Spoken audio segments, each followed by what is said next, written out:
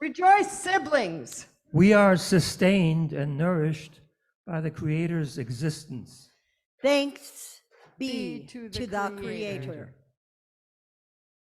As we mourn the distress and wounds of the world, the Creator weeps with us. As we face rising waters, wildfires, hunger, displacements, mass extinction, the Creator suffers with us. As we struggle for justice, the Creator struggles with us.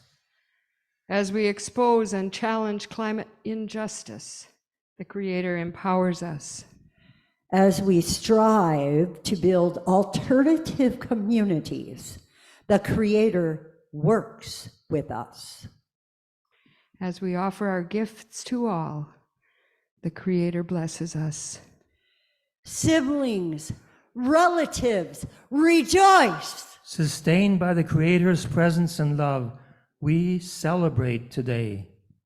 And we are grateful. grateful.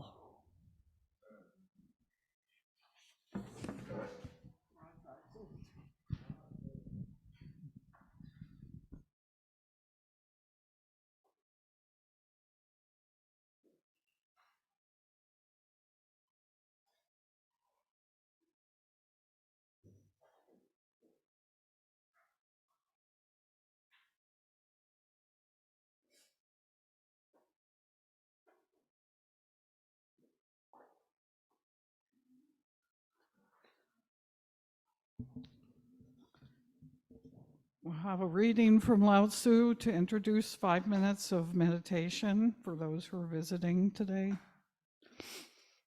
This is Lao Tzu number 70 from the Witter-Binner translation.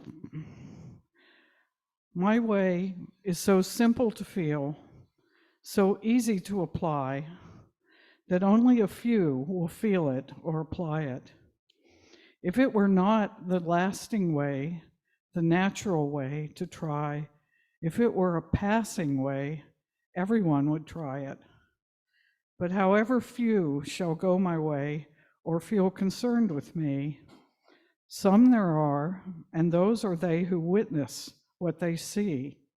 Sanity is a haircloth sheath with a jewel underneath.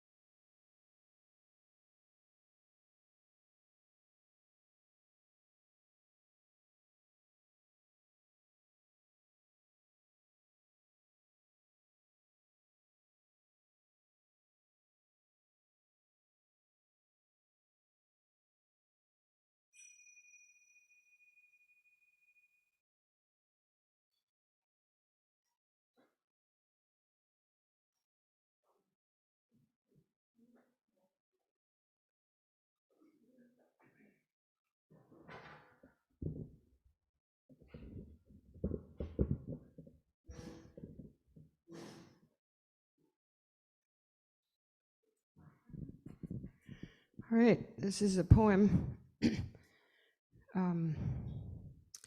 by Al Lee, and it is entitled Poem for the Year 2020. Had I lived until now, I would have thumbed your soil into my palm, felt your plain soot and sandiness of your life. We leached it for you, 2020. Is it scorched? Honor your grandparents and the riches they quit accumulating and consumed. They are out of your reach. You are under our butt. The past storms dingily through tracts that curl like wet veneer. Your cities buckle, seas fail. Fish, older than the Bering Strait, rise from the ocean's valleys, armored with denticles. They beach where the spangled tide comes in. In my time, we never saw a shore of mouths as gnarled, or smelled a breeze like this. You sail in steerage in passage to the great famines. We offered you the moon, that big chalky ball of a suburb, for thousands of your extra billions to grow orchids under astrodomes, to mine the lodes we left for you. We saw it up close on television.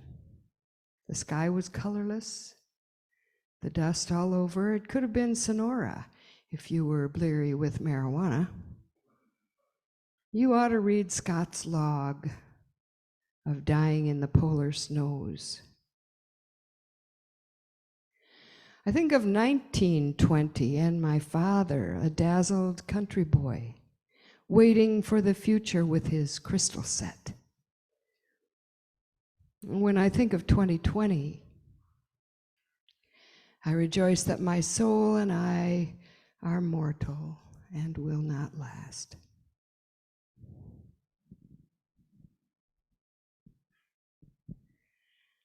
All right, we move to announcements and our offering. Tony will hand out the plates there. For announcements, I just want to say next Sunday, we have the treat of Kay Seelhoff speaking. And I think Marcia will be doing the music. So that's cool. And of course, Sunday, September 11th, with our Charge Conference following the service, David Wheeler will be speaking. And Dan Johnson will be here as well for the Charge Conference. And coming soon, I'll mention again, the Apocalypse Cafe. This is an informal cafe atmosphere where you can feel free to discuss with others your worst fears, hopes, anticipations, plans, thoughts, creative responses to our future. This is not a biblically based in any way.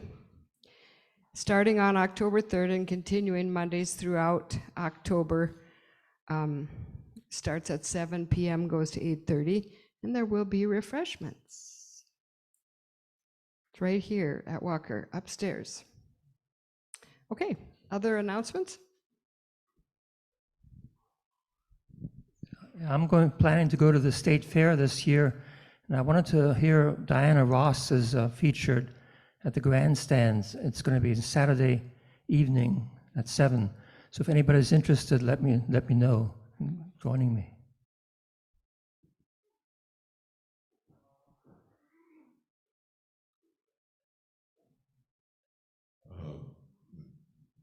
I guess there will be no horsemen at the Apocalypse Cafe, right?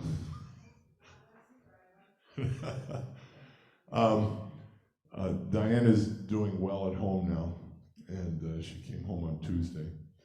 And Monday coffee tomorrow will be at my house, so Diane can participate. So that's 11 o'clock. I will provide the coffee, and all are welcome. We'll do it either on the back porch or the front yard.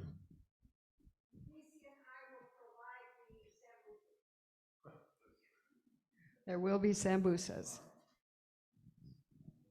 Okay, this is in response to Jennifer walking into the room. I'm going to promote myself. So I was asked if I'm playing any place on this coming Friday. I'm playing with the Rhythm Pups at in the Theodore Worth area. It's the Mill Valley Market. We're playing from 5 to 7. I don't know what to say about it, but it should be fun. It's Friday, September 2nd. It's this coming Friday. It should be a cool space, I think. Mill Valley Market, 1221 Theodore Worth Parkway. And they're kind of like a folk rock band. So, and there is Dan Rumsey, who Tony can tell you all about. Is a really great songwriter and guitar player, and he's part of that group. So, should be fun. Thank you. Other announcements?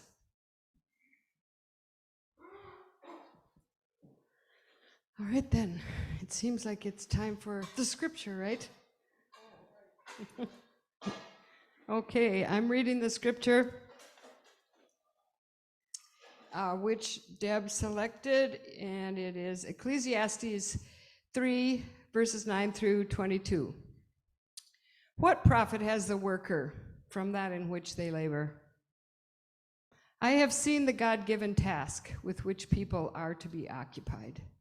God has made everything beautiful in its time, and God has put eternity in their hearts, except that no one can find out the work that God does from beginning to end. I know that nothing is better for people than to rejoice and do good in their lives, and also that every person should eat and drink and enjoy the good of all their labor. It is the gift of God. I know that whatever God does, it shall be forever. Nothing can be added to it, and nothing taken from it. God does it, that people should fear God. That which is has already been, and that which is to be has already been. And God requires an account of what is past. Moreover, I saw under the sun, in the place of judgment, wickedness was there, and in the place of righteousness, iniquity was there. I said in my heart, God shall judge the righteous and the wicked, for there is a time there for every purpose and for every work. I said in my heart, concerning the condition of humans, God tests them that they may see that they themselves are like animals. For what happens to humans also happens to animals. One thing befalls them, as one dies, so dies the other. Surely they all have one breath. People have no advantage over animals, for all is vanity. All go to one place, all are from the dust, all return to the dust. Who knows the spirit of humans, which goes upward, and the spirit of animals, which goes to the earth? So I perceived that nothing is better than that a person should rejoice in their own works, for that is their heritage. For who can bring them to see what will happen after them?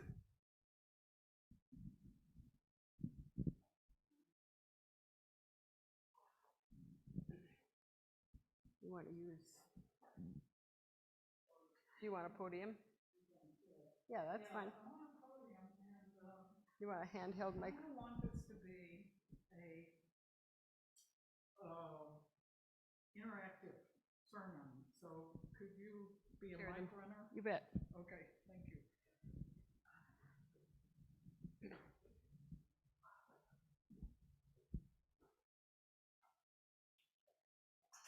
Okay. All right.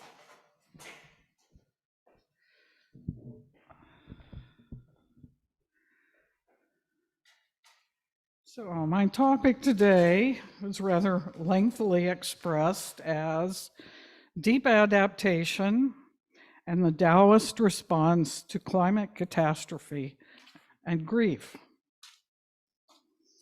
The facts are stark. China right now is experiencing a long and intense heat wave and a drought in the middle of a COVID surge, with thousands and thousands of excess human deaths. In Europe, reservoirs and rivers are running dry. I've seen pictures of what used to be the Rhine, the Loire, the Danube, and the Po. They're dry channels with maybe a little trickle. That's right now. In the US, wildfires are pretty much old news. They were worse last year, so you don't hear much about it this year, but they're still happening. The Colorado River is running dry. Lake Mead is running dry. Parts of the Rio Grande have disappeared. So those are the facts. What about the emotions? What kind of emotions do you feel when you think about these current travesties of human behavior, and when you think about the future? Because we're not really coping with it, are we? We're not really, we're thinking of remedies and then not having the will to implement them. So basically what I want to focus on is our emotional response and what that means and how we can survive the future that we're creating. So what emotions do you feel? I'll start you off with a few. I feel fear. I feel anger. I feel sadness. But that's not all I feel. So does anyone have some other emotions that are welling up that they want to express? Anybody, just raise your hand if you're feeling an emotion that you want to express.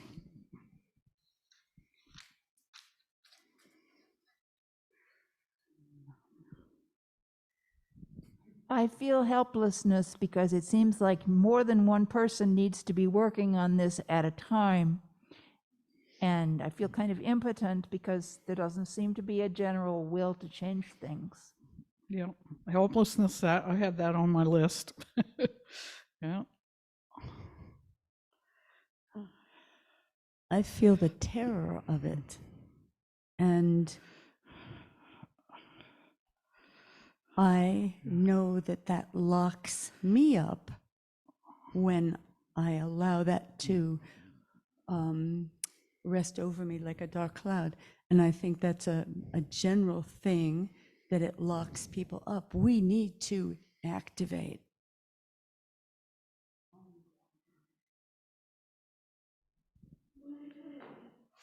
I feel all those, and then I automatically kind of think of that woman like me, and she's worried about getting food for her baby. You know, and there's so many of those women all around the world, just desperate. You know, so, I mean, my little feelings, what are they? What am I doing? We're sitting here in air conditioning with the lights on, talking about our feelings. What about them?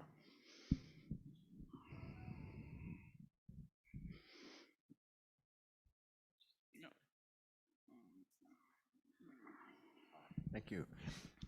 Perhaps all is not lost. I'd like to know some history on water decline. I'd like to know if this has happened before. I'd like to know if we can solve the problem somehow, and my guess is we probably will. Yeah. So, Hope? Well, I also feel a lot of the same things. I also have a lot of anxiety around it as well. what frustrates me probably the most is that the people who can actually do something are the people responsible for it to a great degree.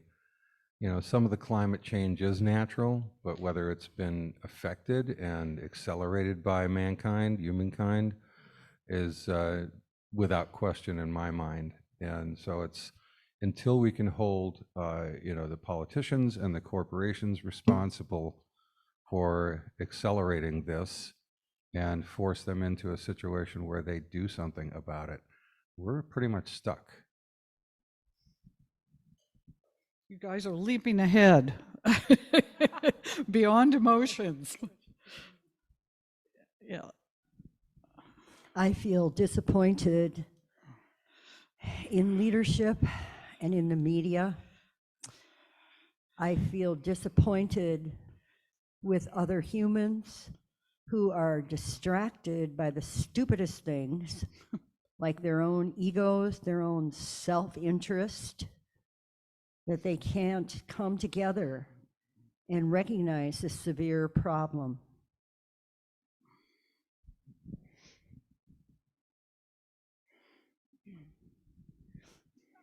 I don't know that I heard despair mentioned, so I'm going to mention despair. And I appreciate the venue of just being able to share emotions, actually. So thank you.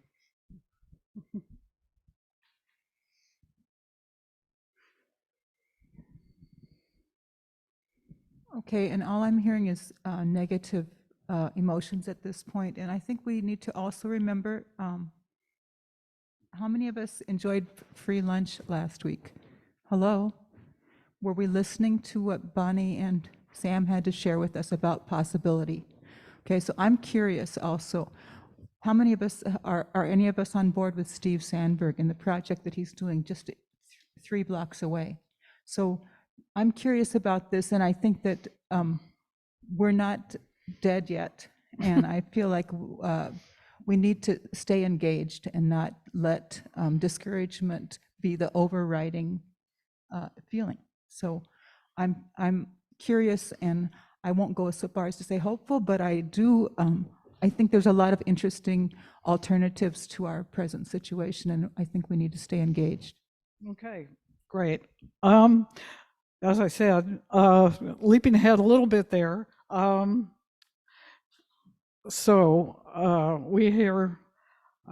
didn't hear numb and confused. Those were 2 that I had. We didn't hear grief, which is kind of like the topic of my talk today. But we heard hope. So from 2 people, I'd say, from Ralph and senior moment.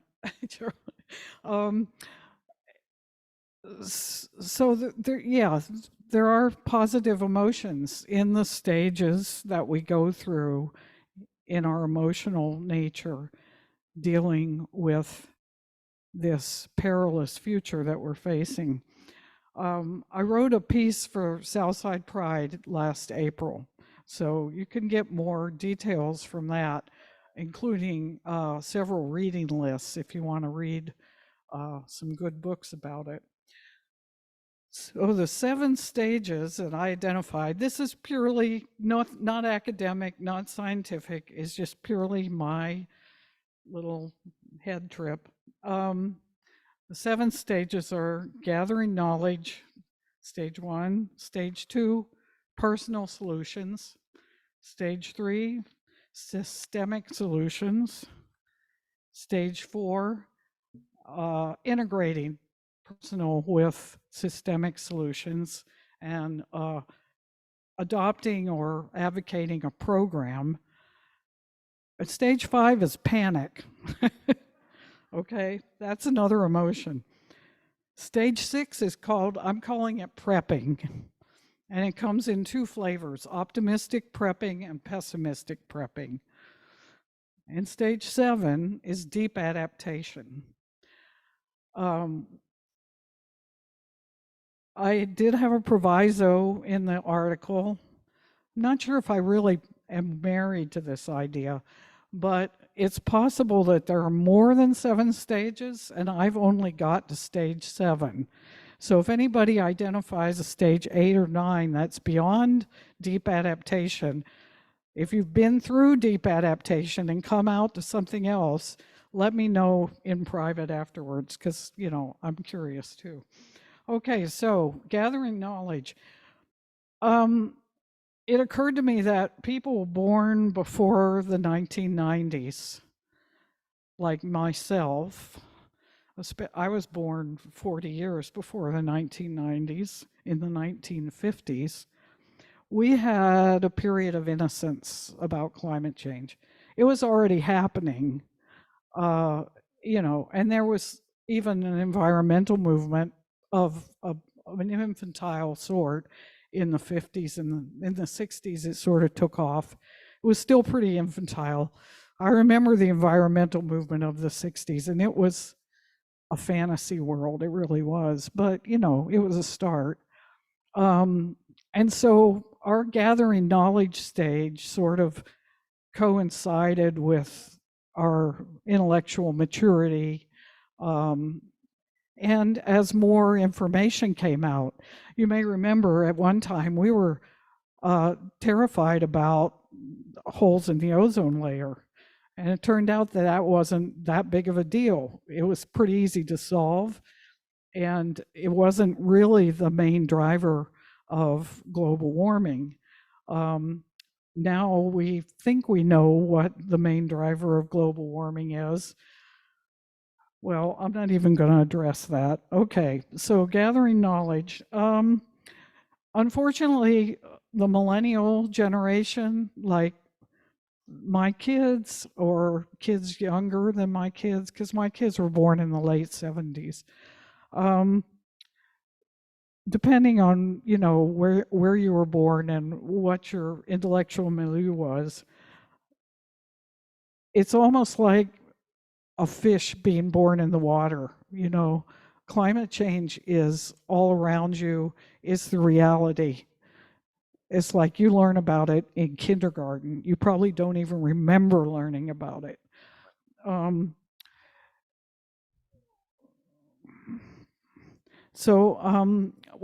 of the things that's interesting to me is where somebody first became aware of climate change and how that kind of influences their particular take on it. For instance, I think the first book I read that made me feel the first stirrings of this fear and panic and problem solving was Diet for a Small Planet. And so oddly enough, my entire environmental activist journey has really focused on food and agriculture and the soil, because that was where it was first, the fire was first lit.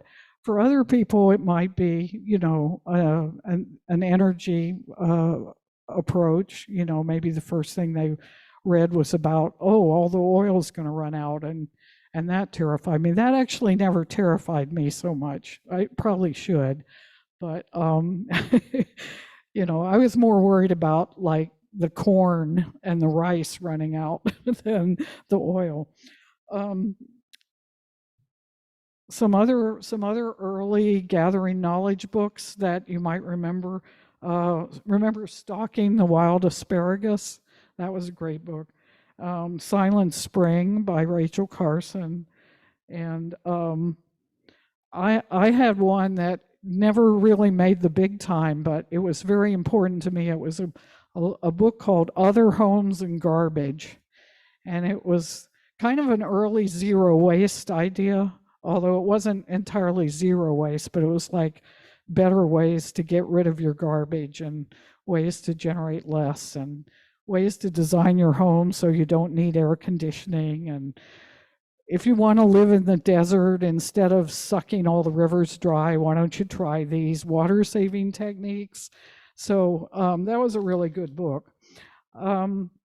So if we can keep it kind of short, because I've probably already used up my entire sermon time and I'm not even halfway through. Do people want to shout out some other books that that were important to them on their environmental activism journey?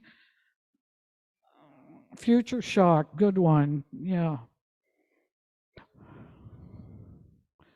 Mother Earth News, and what was the other one? Mother Jones, yeah, magazines. Yeah, there was that Naomi Klein book that, well, she had several, but anyway, those were good. So let's move on to stage 2, personal solutions. So at this point, like I said, you might focus on one aspect depending on where your entry point or your interests. So you've got transport.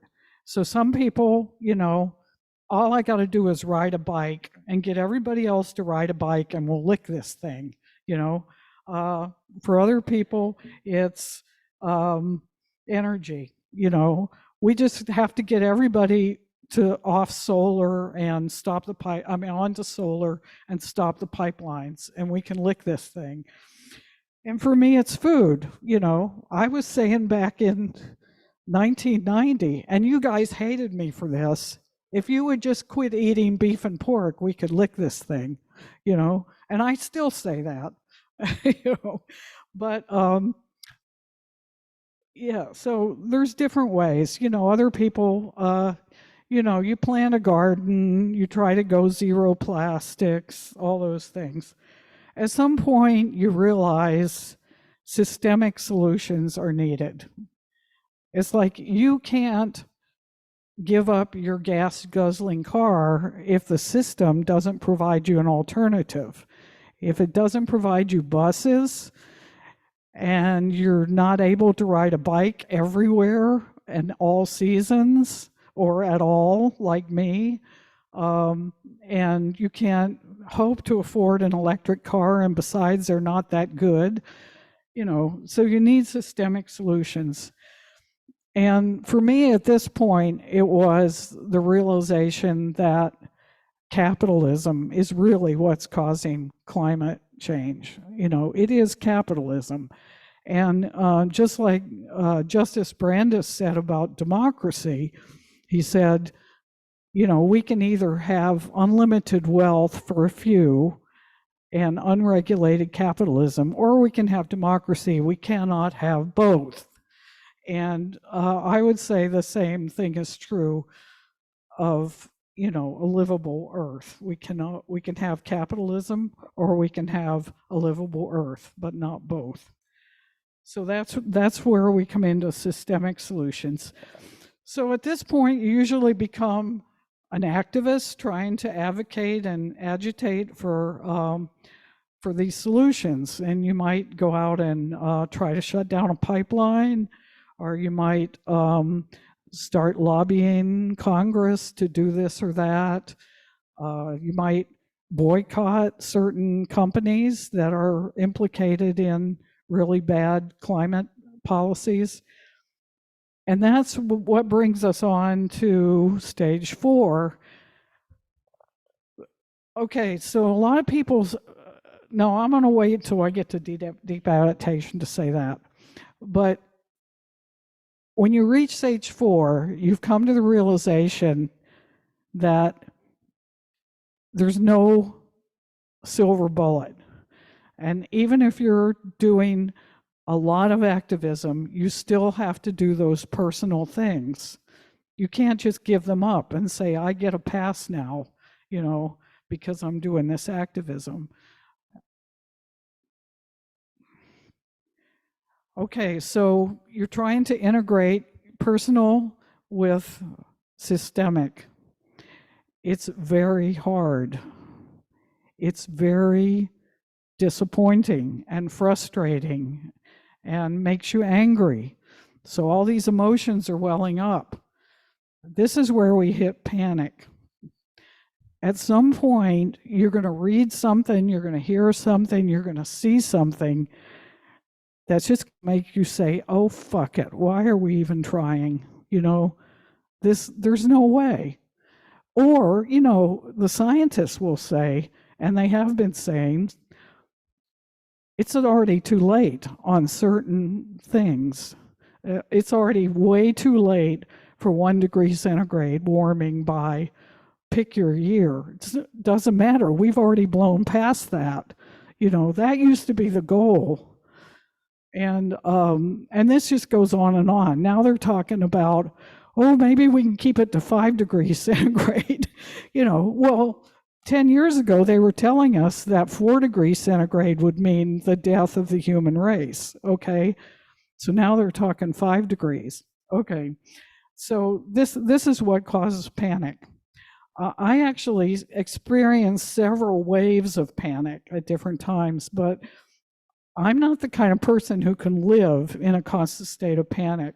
So every time that happened to me, I had a period of denial and a period of confusion, a period of reorientation, and then finally emerged into prepping, which is number 6. And prepping is kind of a prelude to deep adaptation, because you start thinking, okay, coffee's going to disappear. Can I live without coffee? I think you go, air conditioning. Okay, air conditioning makes the problem worse, and yet I'm afraid I'll die if I don't use it. Can I totally give up air conditioning? Can I adapt to that level? And you think about guns. You know, there's going to be crazy right-wingers out there coming after us for food with guns. Should I get a gun and learn how to defend myself and my loved ones? And you think about communication. It's like, I don't live in the same state with any of my family or loved ones. I rely on the internet. Well, when the internet goes, what am I going to do? Should I learn to be a ham radio operator? And so this is your prepping journey, and you can see that some of it's more positive and hopeful and optimistic than others. So in 2019, a British academic by the name of Jem Bendell wrote a paper called Deep Adaptation. And he wrote it in the form of an academic paper for publication, but he was pretty sure right from the beginning that no journal would accept it. And this was the case. No journal would accept it. And not only would no journal accept it, but a lot of the scientists that he'd actually cited in the paper went public with refutations of it. Because basically, deep adaptation, the paper said, it is already too late. We are going to have a climate catastrophe. We are going to have a huge amount of death. I think he gave numbers, i.e. probability factors, for an extreme reduction in the human population versus a complete extinction of the human population. And there was a slight edge on the extreme reduction, but the numbers were not good. And they were based on other scientists, because that was the area of his academics, was taking climate scientists' research results and applying them to everyday solutions and systems. That was his field. And he'd been doing that for like 20 years and finally decided, you know, fuck it, this isn't working. And that's why he wrote the paper. So it involved a major change in his life, because he didn't do that anymore. He didn't do what his academic training was for. And a lot of people, like myself, responded very positively to this paper, because funnily enough, it's a hopeful paper. It has hope. It has a promise. And so I became a deep adaptation groupie and joined the movement. And there is a movement now, a worldwide movement. Last January, there was a 2-week-long all virtual worldwide convention of deep adaptation, what's called the Deep Adaptation Forum, which is just people all over the world gathering in small groups and developing communities and systems based on the deep adaptation idea. So some of the pushback, now I'm echoing some of the things that I heard in the feedback from you people.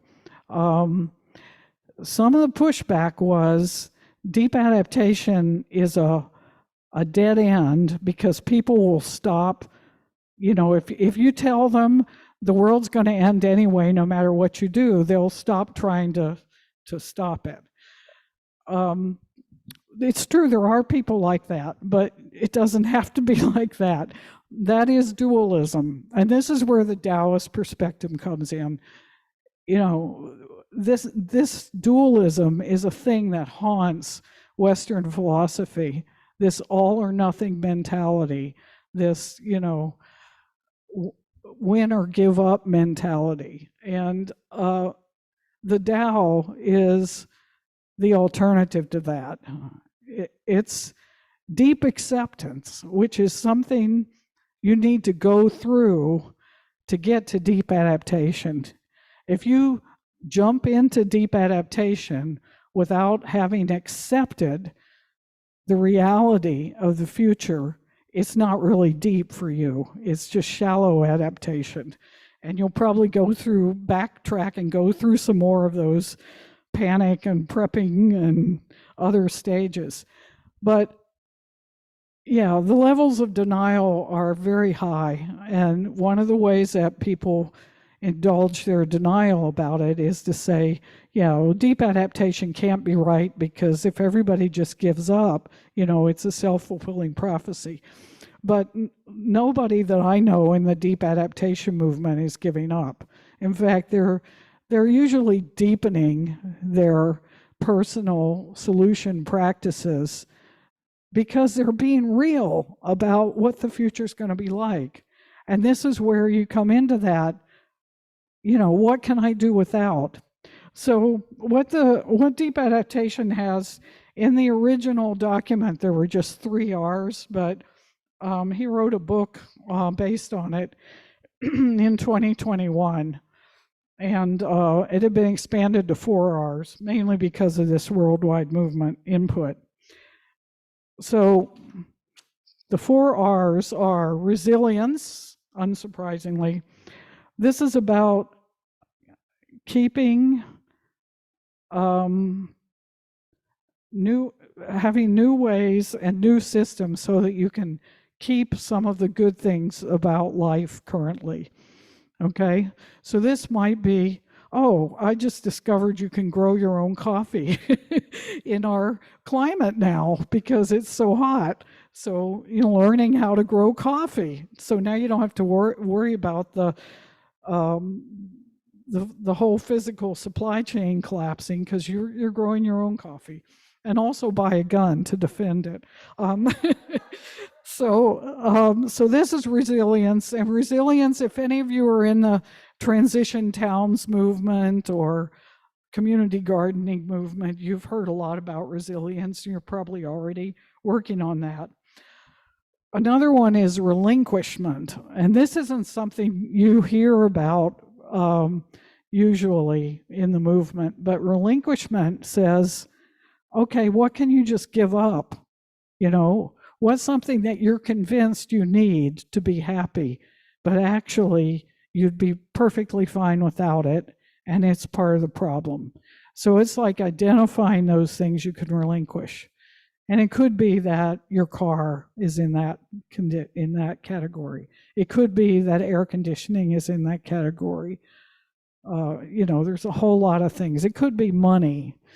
But, you know, to me, the biggest thing we have to relinquish is capitalism. So if you still have a lingering sentimental fondness for capitalism because of your education, I advise you to give that up. I really do. Okay, restoration. So this is where we bring back things from the past that will help that will help mitigate the bad things about climate chaos and catastrophe. And then finally, reconciliation.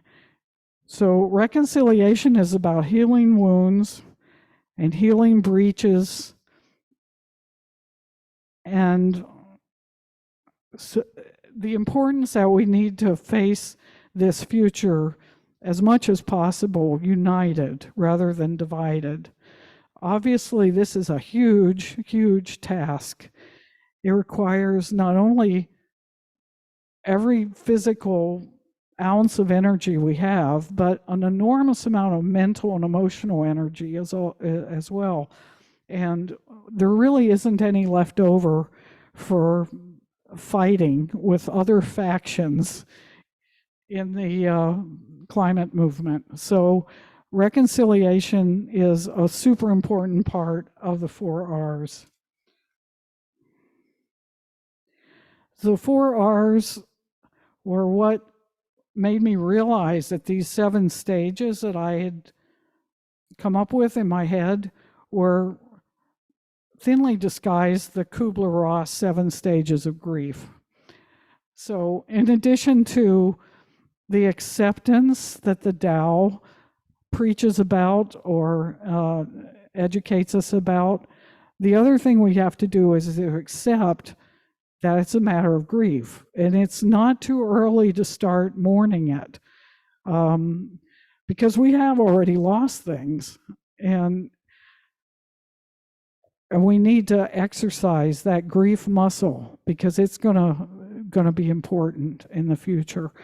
So in conclusion, I just want to recommend to people to check out Deep Adaptation through a Google search or whatever. I have a PDF of the original document if people want it. I can email it to you. And there's a book to buy. And the community to join. I found it to be very uplifting for a community that's focused on catastrophe and grief. It's a very uplifting community, and I would strongly recommend it. And that's all I have. If there's enough time, I'd like to hear back from people. I don't know. I haven't really kept track. Yeah. That was incredible. Thank you very much. Thank you.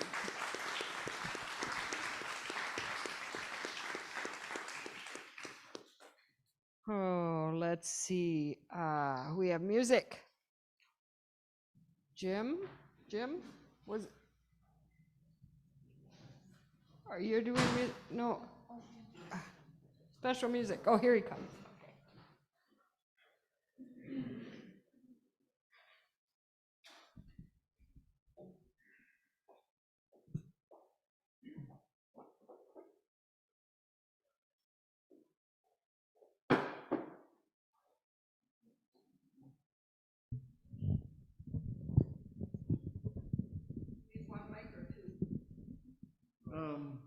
Probably just one. One? Yeah, just have it. Are you plugging this in? Or? No, I'm just.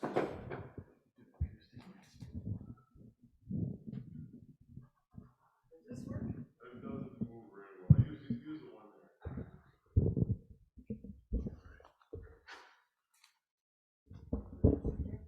It'll probably be better if I can set it. Okay. Put it a little bit in between here.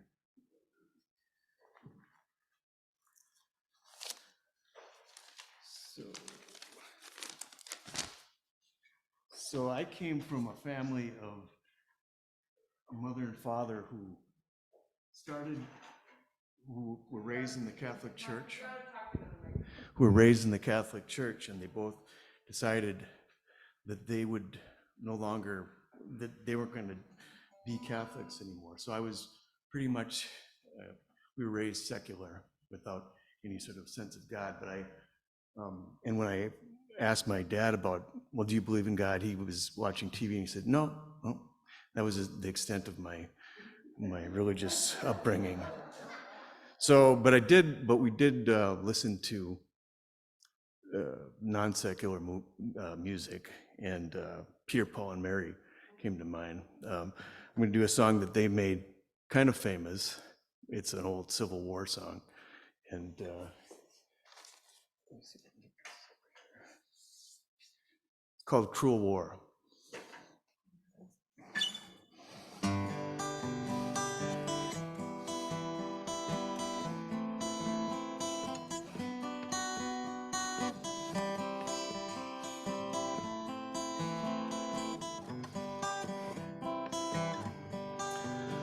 The cruel war is raging.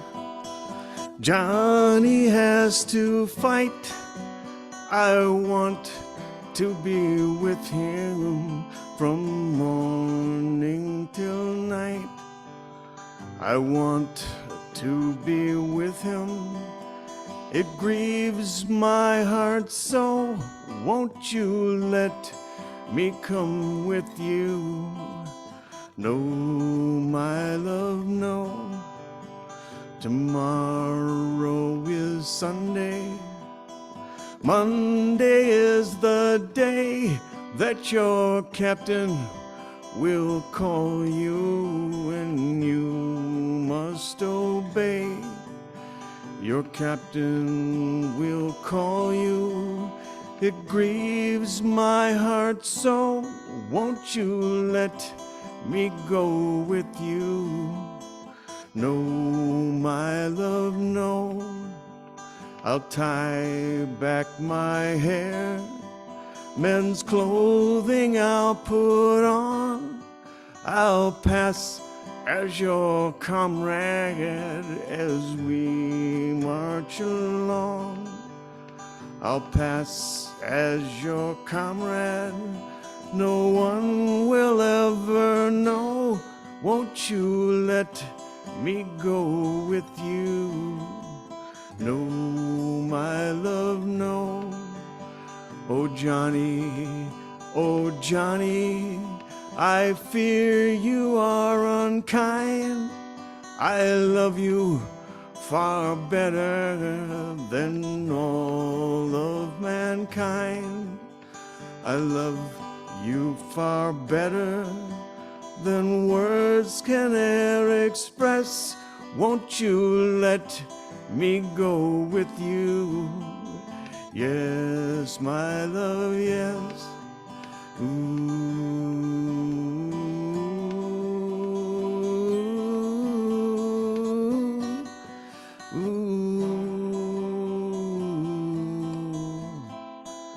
Yes, my love, yes.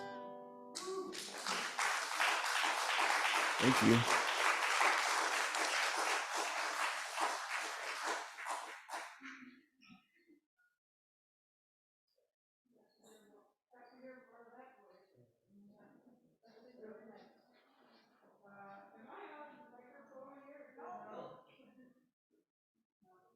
Did I break it? Oh. Okay. Again, we're running over, and I'm sorry if you have to leave early. Just go ahead and do that. We are going to have our circle and start out with our joys and concerns. So I'll just walk around. If you have a joy or a concern, please stop me. See if you can.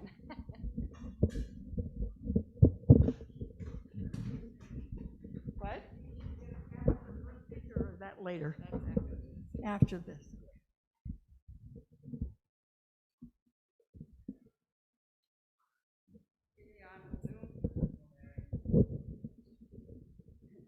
We got two kids running off to college this week.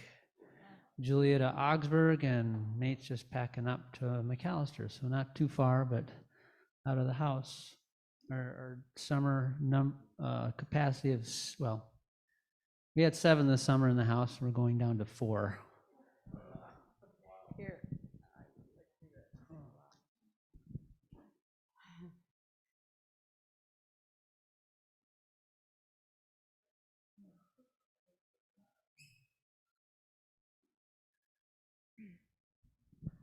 Just wanted to say thanks to Deb for that really interesting presentation.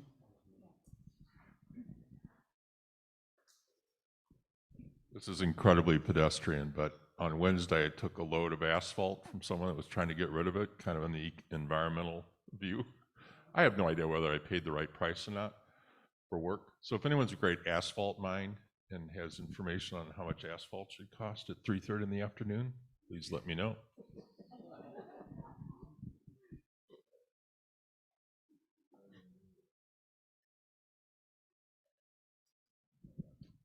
Just welcoming my friend Natalie over here. She's joined me she was here for the earlier service and for this one, so I hope she's welcome here.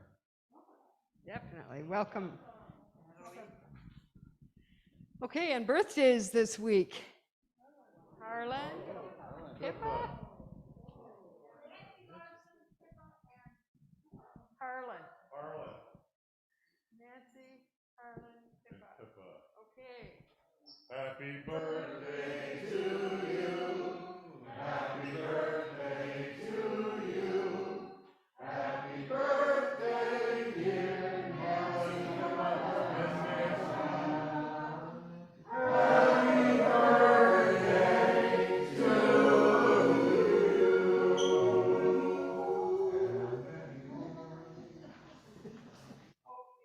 All right, our closing song, we're going to be singing the Big Yellow Taxi.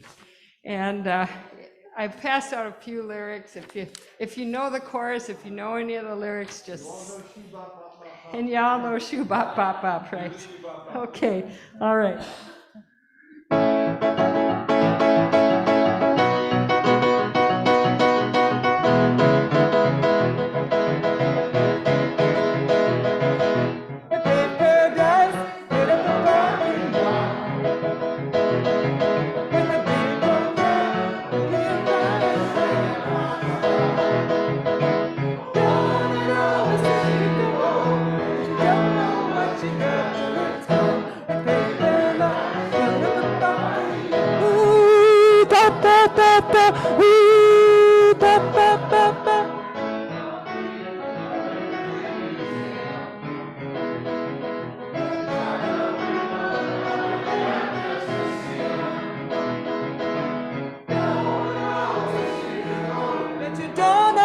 You got to paradise, put up a parking lot. Ooh, ba, ba, ba, ba. Ooh, ba, ba, ba, ba. Wanna wake up to beauty now. Give me spots on my apple, maybe the birds and the bees. Please don't know that you don't know what you got till it's gone. Paradise, put up a parking lot.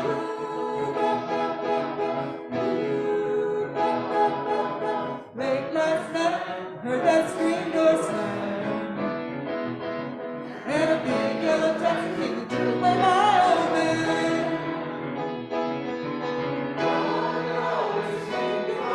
That you don't know what you got till it's gone. They paid paradise, put up a parking lot.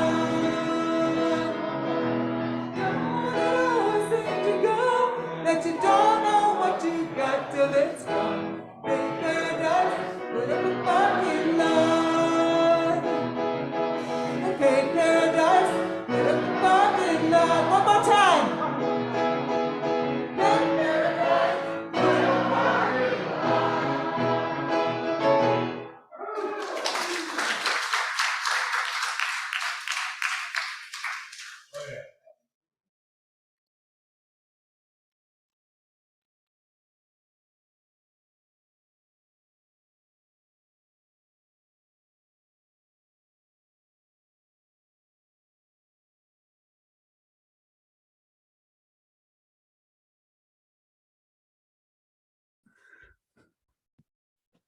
Hey, Donnie.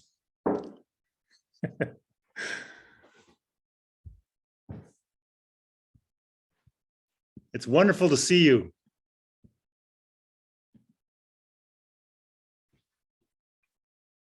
Hear him. I think he's struggling to get his mute off. Okay. Is that what's happening, Donnie? Are you struggling to get your mute off? Yeah, you gotta hit the mute button on the bottom of the screen, not the little mute button on your picture. That's right. That's right. Good to see you, man. It's only taken me 3 years to figure that out. What you need is a longer pandemic. Oh, man. You're in Yo-Yo? Yeah, yo-yo. It's called Yoho. Mhm. Yo-Ho. I don't know how much longer Walker is going to let us talk with each other because I think they're in control here. But I just couldn't resist saying hello to you. Yeah, it looks like you're having lunch or breakfast or something. It's a gift. Thanks for keeping my chair warm. I gotta thank Bonnie, because like I didn't have a link to get in, and I called Joe, and then I got Bonnie, and she couldn't get in either, and she figured it out and sent me a link, and I'd already given up by that time. I was gonna read Gravelheart, but I'm glad I showed up. It warms my heart to see my house. I guess I'm getting homesick. They got, you got that your bag dryer outer in the kitchen. Bag dryer. Yeah. It's a wooden thing. That's what that is, right? For drying Right. out plastic bags. Yeah. Okay, I feel really intuitive that I figured that out. Yeah. And you didn't even have to send us an emergency text. No, I figured that I was gonna use it for what it was. I would have bet, I kind of told you because I thought there might be some other intended use for it that I was missing. We use it for mittens in the winter too. Works good. Oh, okay. But it dries stuff out, yeah. Mhm. Yeah, spreads the thing, yeah. It makes me happy that you're keeping my chair warm. Oh, yeah, this is a great chair. Now, if you started to watch Cable Girls, it looks like that was maybe something in your history about kind of a stupid soap opera thing about. It was stupid. telephone I watched operators. it for a little while and it's kind of stupid, but yeah, I did. I know Alice and I do not have the moral fiber to say, this is stupid, I'm not gonna watch any more of it. But thankfully, we've watched it all now, so we can. Okay. Oh, good. I can feel less embarrassed about watching it now. You gotta watch some stupid TV. You That's do. part of being human, I Yeah, think. exactly. It's part of being American Well, in the especially- 21st century. You gotta watch some stupid TV. And getting Yeah. through the pandemic and COVID, yeah.